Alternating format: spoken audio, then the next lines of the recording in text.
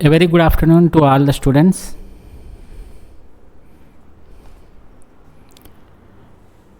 In this session, I'm going to discuss some concepts that are related to the SMIME. In the previous session, we have gone through different concepts that are related to SMIME, such as the encryption algorithms that are used for SMIME and what are the various message formats we have in the SMIME. All these things we have discussed. So this lecture is going to be the part 2, that is the continuation from the previous session, and this is part 2. This entire session I'm going to concentrate only on the discussion of SMIME messages.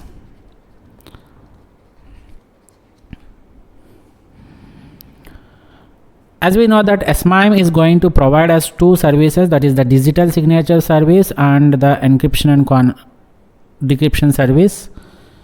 And we know that SMIME is used to provide the extra security for the MIME, and it is used to send an electronic mail from the sender to the receiver.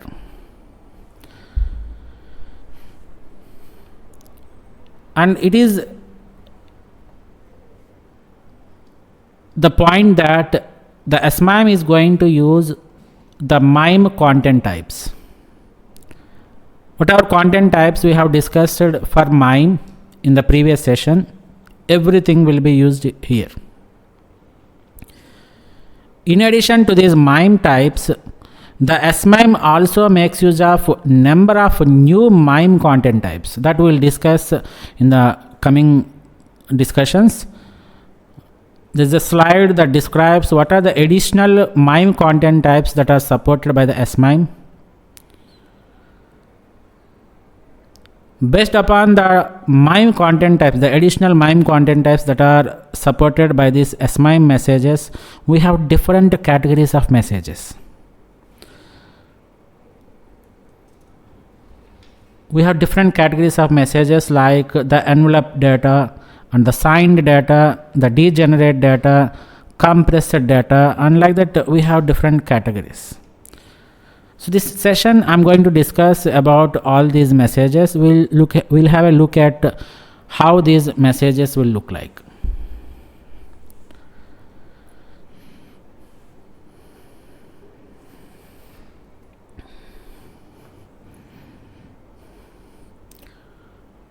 So here you can see that the SMIME messages are the messages which are supported by the SMIME functionality, and they are going to provide the security. So the SMIME secures a MIME entity with a signature, or it can be encrypted, or both of them can be supported. So SMIME secures a MIME entity with a signature, encryption, or both. Anything is possible. Similarly, we have seen in the last session that the MIME entity may be an entire message,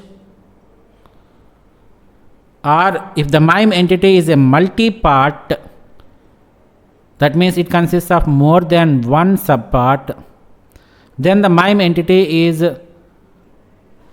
going to be secured in that case also. So it can be a single message or it can be a multi-part message. That's all about the MIME. And the MIME entity is generated based upon some rules, and those rules are for the preparation of the MIME messages. We'll see with few examples how we can prepare the envelope data, how we can prepare the signed data, everything we'll discuss. So there exist some rules here for preparation of this MIME. And the MIME entity, in addition to some of the security related data, and it includes some of the information like what are the algorithms that are used, what are the identifiers for those algorithms that is used for the encryption, and what is that algorithm identifier that is used for the digital signature. Everything, every information will be kept inside these MIME messages. and we combinedly call all that related information, security related information, with a common name called as the PKCS object. So this PKCS is an acronym that stands for public key, C stands for cryptographic, S stands for specification. So while you are preparing the MIME message, you are going to add a lot of information into the MIME message. As I told that you have the algorithm identifiers for the session key encryption. You have the identifiers for the algorithms that you are going to use for the digital signatures. Everything will have some information, and that information is combined to pack it, and they are packed to generate a common object which is called as public key cryptographic specification object. This particular object is very important, but because it includes all the information. So in addition to this PKCS object, we also have the original message. So once you prepare this PKCS object, you have to wrap this PKCS object with the original message content. So something like we have this PKCS object and we have the message, the original message which the user wants to transmit. So you prepare this PKCS and then you add this PKCS to this message, and then it will become the entire message, that is the MIME message. And again, that MIME message will have the appropriate MIME headers.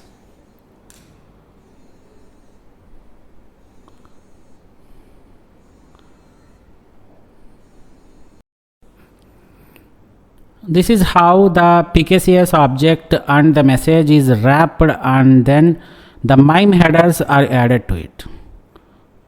This is how the SMIME messages are going to be generated. But there are different procedures for generating different SMIME messages that we will discuss in the coming sessions.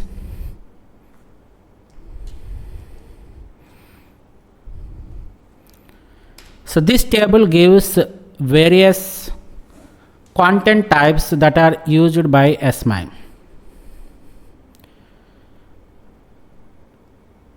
These content types are in addition to the MIME content types that are given in the previous sessions. So the SMIME supports the multi-part. As we know that the multi-part means it consists of different parts of messages. And this is the new thing we have here. So in the MIME content types, we have application, where one of the subtype is the octet specification, where you will be using the 8-bit representations. And here in this SMIME, we have different subtypes that are supported for this application. So this is PKCS7. We know what this PKCS is. PKCS stands for public key cryptographic specification. MIME and subtypes are same except this one. Here it is PKCS signature. And each and every type and subtype includes a parameter, like the signed data, the envelope data, the degenerate signed data, compressed data, signed data. Like that, they have different parameters. Based upon this parameter, the message will be either the message will either provide the confidentiality service or the authentication service. So a signed data is nothing but a signed SMIME entity, digitally signed SMIME entity, which provides the authentication service, and the envelope data is an encrypted SMIME entity which provides the confidentiality. Similarly, the degenerate signed data, it is also an entity, but it consists of some public key certificates. And compressed data is nothing but the data is going to be compressed with and that is considered to be the compressed SMIME entity. And the last one is with PKCS 7 signature signed data, that is the parameter is signed data. Here the content type of the signature subpart of a multi-part or signed message. So it is a subpart of a signed message. Let us have a discussion on what this envelope data and the signed data are. These are the two examples which we are going to discuss in our today's session.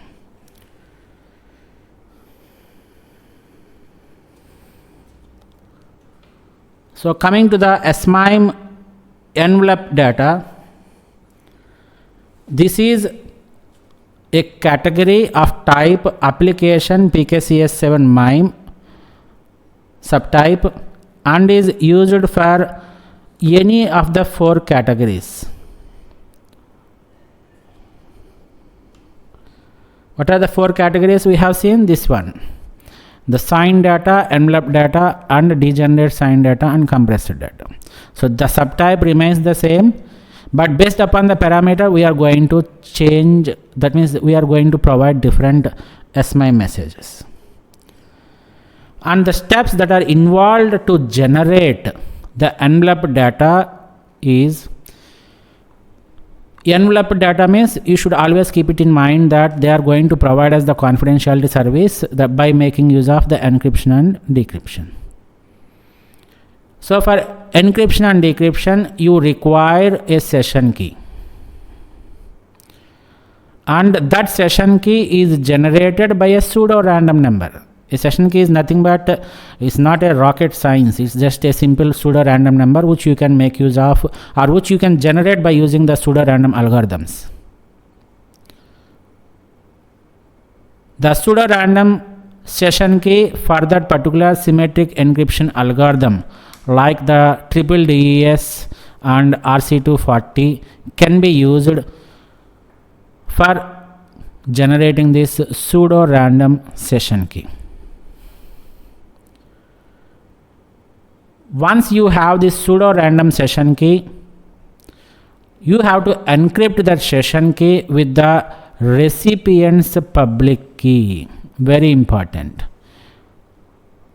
And I told that encryption always makes use of the recipient's public key. And here they are going to use the RSA algorithm. In the last discussion we have that RSA algorithm is used for both the digital signatures and the encryption and decryption of session keys. This is not for the original message. For the original message you will be using the DDES and RC240. Once you encrypt this session key using the recipient's public RSA key, the third step is you have to prepare a block of information. Right? We have termed it as the PKCS. The PKCS object has to be prepared. That PKCS object consists of different forms of information. In this case, while you are developing this envelope data, you should prepare a block of information which is named as recipient info, which contains a wide variety of information. For example, it may consist of the recipient's public key certificate, or it may consist of the algorithm identifier that is used to encrypt the session key, and it may also consist the entire session key also. Like that, it consists of different identifiers for different algorithms that are used for the encryption and the encryption of the message as well as the encryption of the session keys. So this recipient info is called as PKCS here.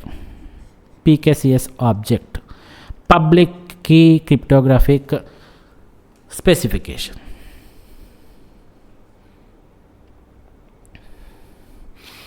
And once you have this PKCS object and the session key, what you have to do is you combine this PKCS with the message and you encrypt this entire message using the session key. So the entire message content along with the PKCS has to be encrypted with the session key.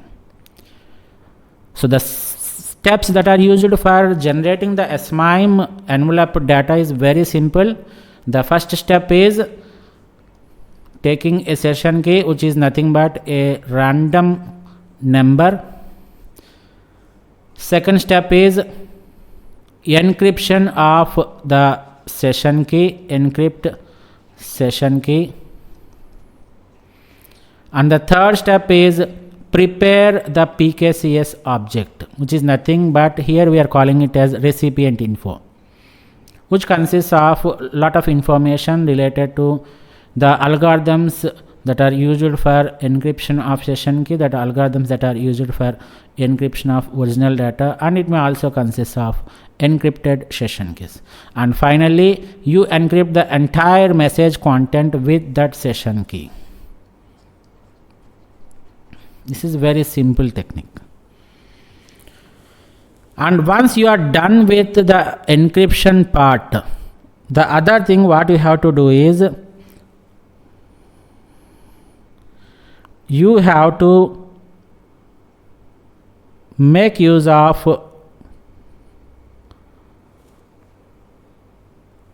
the transformation, cryptographic transformation. So you can make use of base 64 transformation here.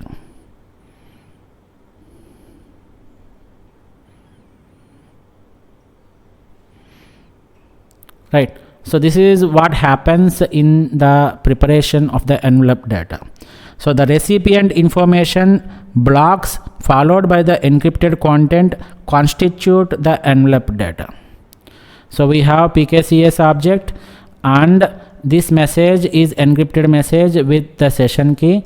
The entire block, the PKCS plus the encrypted message, we call it as the envelope data.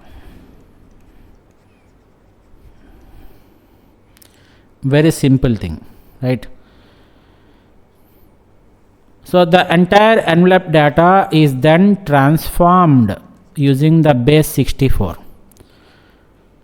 So at the recipient end, what the receiver has to do is he can recover, the recipient can recover this encrypted message by first stripping off this entire message with the base 64. He just removes the base 64 transformation. Encoding will be decoded. And then since he has used the recipient's public RSA key to encrypt the session key, now the receiver has to use his private key, private RSA key of the recipient will be used to decrypt the session key. Once you have the session key, you can simply decrypt the message. Very simple thing. So this message is encrypted with the session key and this session key is encrypted. Therefore, in order to have the session key first, you have to decrypt the session key by making use of recipient's private RSA key. Once you have this private RSA key, the session key, you can simply decrypt the original message where the recipient can view that message. So this is how it happens. This is a simple example which depicts the envelope data in the SMIME. So you can observe here that the content type, this is the keyword followed by the colon, is application, this is type, PKCS7 MIME is subtype, and SMIME type envelope data, this is the parameter. So this parameter specifies that the message which it is going to follow is the envelope data. and the content transfer encoding that is used is the transformation that is used is base 64. This also we have discussed. And this is the message. The reason why it is described as something the scrambled message is this is encrypted data. That is the reason why it is given like that. Once we are done with this envelope data, let us have a small discussion on the SMIME signed data. As we know that the signed data provides the concept of digital signatures, and it is able to provide the authentication service. So the signed data SMIME type can be used with one or more signers. This we have discussed in the last discussion, previous session. It is not mandatory that there should be only one signature. Your document can have more than one signer also. More than one signer is accepted. But as I told that we are going to confine our discussion only in the case of single digital signatures. And these are all the steps that are used to create a signed data. The first step in creating the signed data is, for digital signatures, I told that there should be a concept called as the message digest. So you should create the message digest. For this message digest, again you have to take the inputs from the content.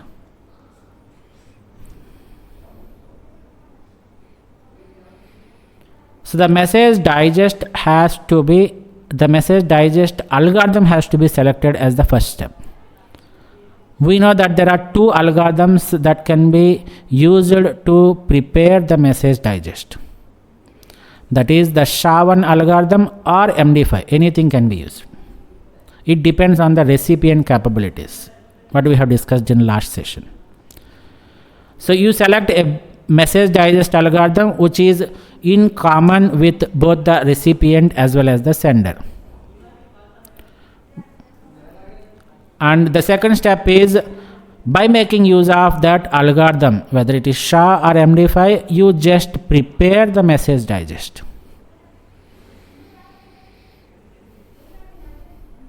Prepare this message digest of the content to be signed. And once you are ready with the message digest, you have to encrypt the message digest with signer's private key. This is very important. For encryption, you have to use the recipient's public key, and for the decryption, they are going to use the recipient's private key. But in the concept of signatures, the signer's private key has to be used. So you have to encrypt this message digest with the signer's private key. And the fourth step is something similar to that of the previous one only, where you have to prepare a PKCS object, a block known as signer info. Previously it is recipient info, now this is signer info. This also consists of a lot of information related to the signer. So it consists of information related to the public key certificate of the signer. It consists of the algorithm identifier that is used for the message digest, like SHA-1 or MD5, and it also consists of the identifier of the algorithm that is used to encrypt the message digest, and it also consists the encrypted message digest. So the steps are very simple in order to prepare this signed data. The first step is, again we'll have a quick recap of this one. The first step in the preparation of signed data is you have to select an algorithm, message digest algorithm from SHA or MD5, and by making use of that SHA or MD5 you create the message digest. And third step is you encrypt it using the signer's private key, which is very important. And finally you prepare the PKCS block, which is called as the signer information, which consists of lot of information related to the algorithms that are used for encrypting the message digest or for encrypting the original message, everything will be there inside that particular thing.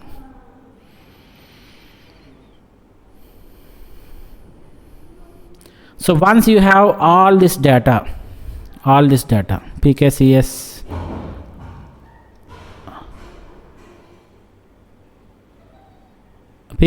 object is there, and you have the message and it is signed. This entire block we are calling it as the signed data. Simple. And this signed data will be transformed into or encoded using the base 64, similar to that of envelope data only. And at the recipient end,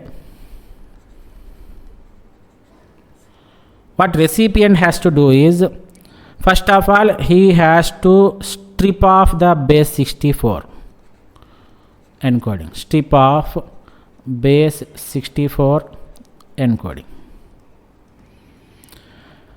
Then the signer's public key. Why? Because the message digest is encrypted with the signer's private key. Now he has to use the signer's public key.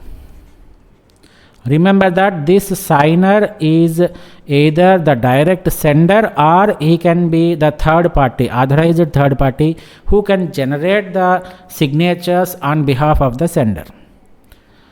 So he will access, the recipient will access the signer's public key, and it is used to decrypt the message digest. Once you have the message digest, the recipient computes the message digest independently and compares it to the decrypted message digest to verify the signature.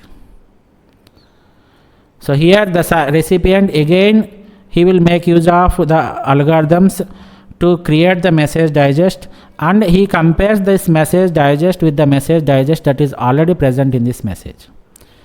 If both are same, then the signature is valid. So this is how the SMIME signed data is generated, and this is how it is going to be received at the recipient end.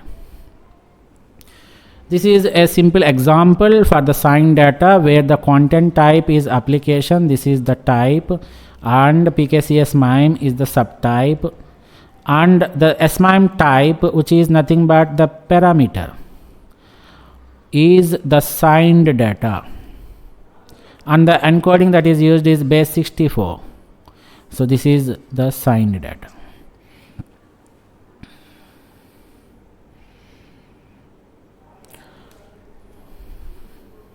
And coming to the next message, which is the clear signed data.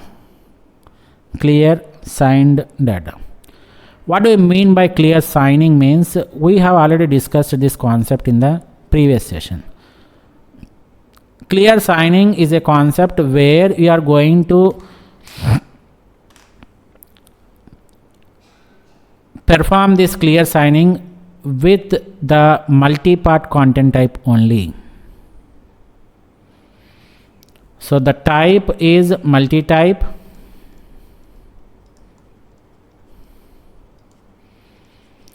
and the subtype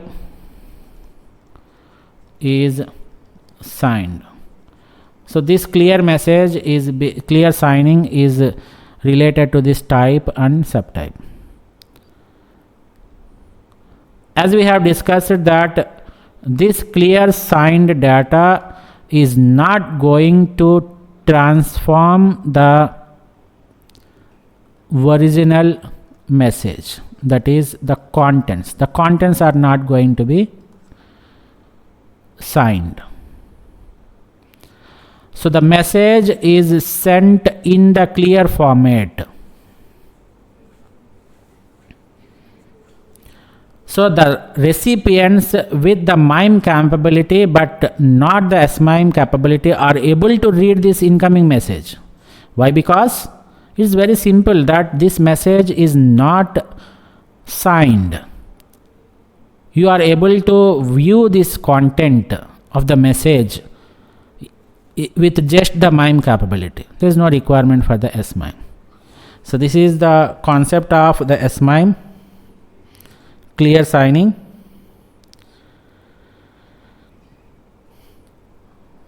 So the multi-part signed message has two parts.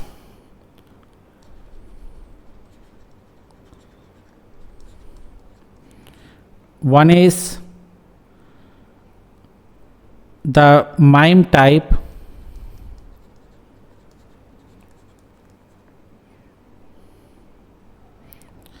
and this MIME type must be prepared such that it will not be altered during transformation from source to destination. That means if the first part is not a 7-bit, that means it is not a native format, then it needs to be encoded using the base 64. So base 64 encoding is used. After encoding with the base 64, then this part is being processed in the same way as that of the signed data. Similar to that of signed data only, except that you are not going to sign the message.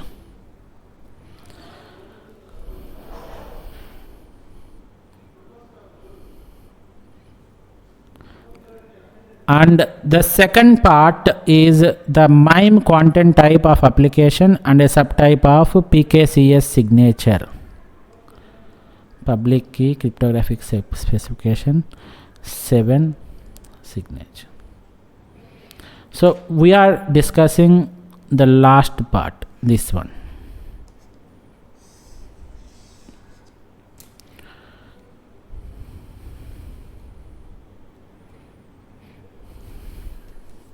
Right.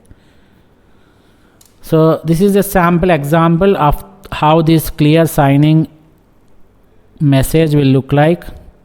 As I told that the content type is a multi-part or multi-type, and it is subtype is signed, you can see here, and the protocol that is used is the application PKCS signature.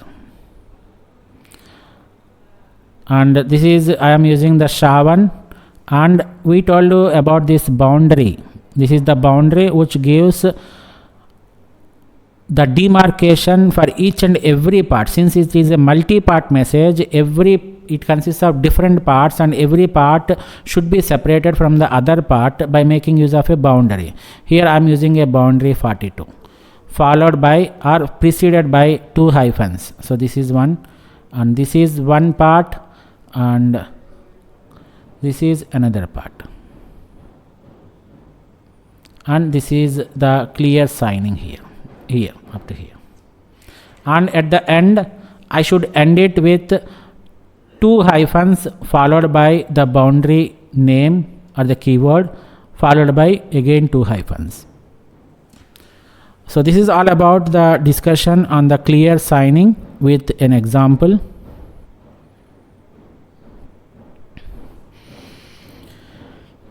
Once we are done with that's all about the discussions on the various messages that can be used in the SMIME. So once we are done with the various messages that are used in the SMIME, let us have a very simple discussion on the SMIME registration process.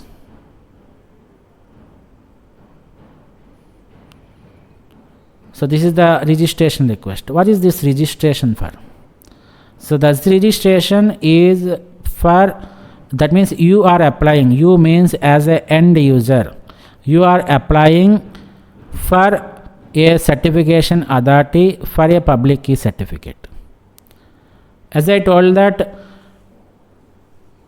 there are third party certification authorities who can issue the certificates based upon the public key or the private key.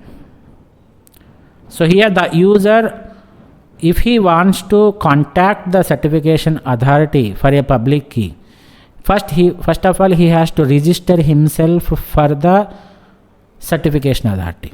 So this is the process of how you can register. You means the user or the application. You can register for the certification authority.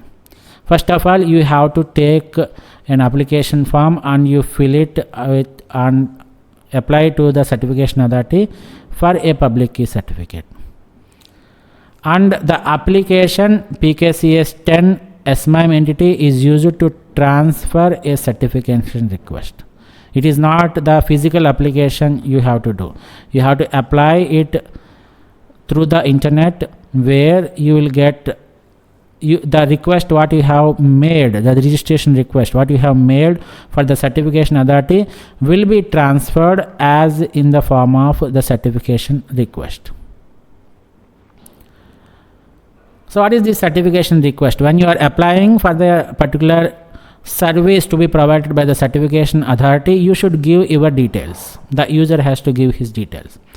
So the certification request includes different information, different forms of information like request info block, and it may also consist of the identifier for the algorithms that are used for the public key encryption algorithm, and similarly what are the algorithms that are used for the signatures, and what is that it is going to be used for the private key. Everything will be included in this certification set request, and that is sent from the sender to the certification authority.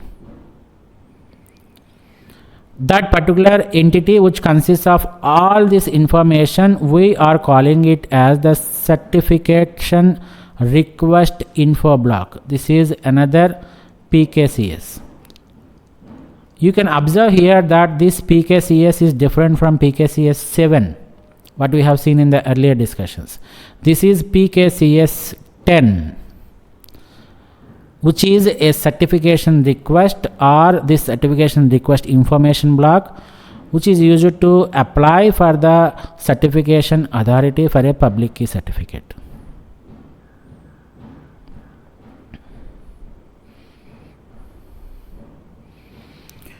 And once the request has reached the certification authority, the certification request info block will be checked by the certification authority, and they will decide upon whether they need to act as the certification authority for the public key certificate or not.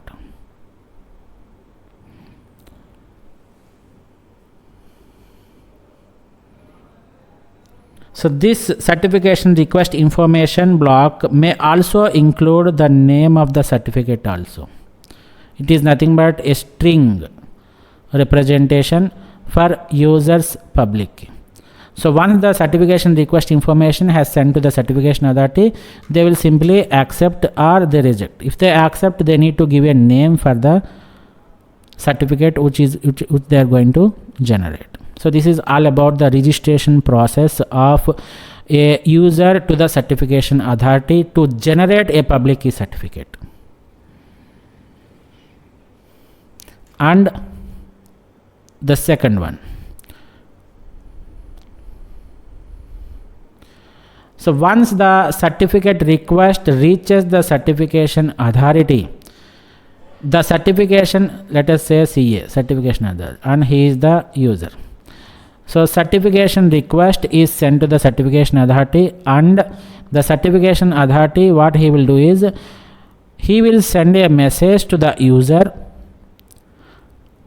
containing the certificates, only certificates, or it may consist of CRL. CRL stands for certificate revocation list. So here you will get the certificate revocation list, and here you can see that this message, this CR, that means certification request, is a PKCS 10 message, but this one is again PKCS 7 only. So this is a PKCS MIME type subtype with an SMIME type parameter of degenerate. Here you can see here. This one I am saying. So this is a response that is sent from the certificate authority to the user. This one.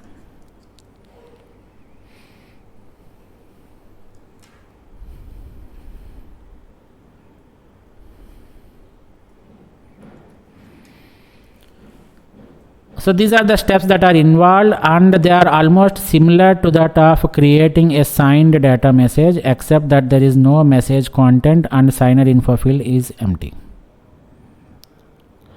So this is how the certificate authority request has been sent from the user by using the PKCS 10, and the certificate authority, once the CR is received here, they will send a list of certificates, certificate revocation list, which consists of only certificates, and that comes under the category of PKCS 7, and the parameter is the degenerate.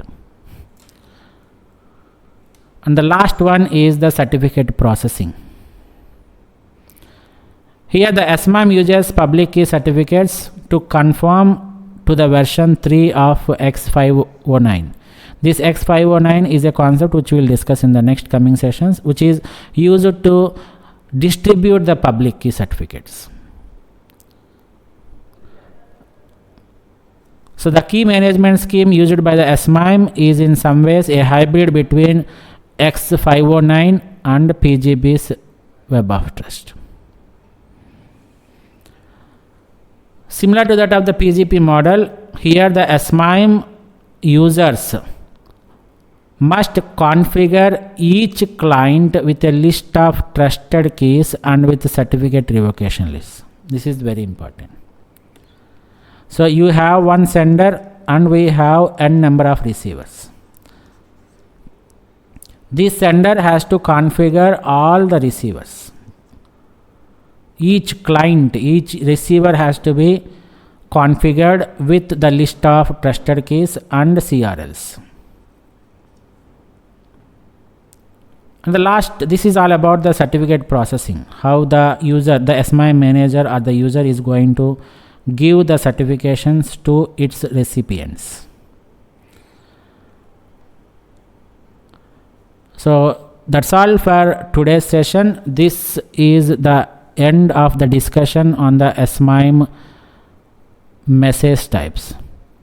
So in today's session, let us have a quick recap of what we have discussed. In today's session, we have discussed the SMIME messages, and we discussed what is this PKCS object is, which consists of the additional information, and it is termed as public key cryptographic specification. And the various SMIME content types that can be used by the SMIME has been discussed. These are all the different subtypes, and the SMIME parameters has been discussed. We have seen the rules that are used for preparing the envelope data. We have seen the example, and we have seen the rules that are used to prepare the SMIME signed data, and then we have seen an example along with the SMIME clear signing, an example, and from here onwards we have discussed the SMIME registration request process, how the user is going to request the certification authority with a certification request info block, what are all the contents, extra information that is required for this registration process, and once the registration request has been received by the certification authority, what the certification authority is going to give to the user. It is in the form of CRL, certificate revocation list will be given to the user, and that is termed as certificate only message. And this is how the certificate is going to be processed.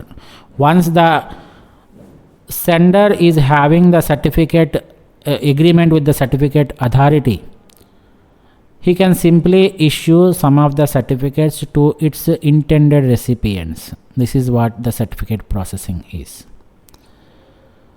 So this is all about today's discussion on the SMIME messages. This is end of today's session. Thank you one and all for joining the session.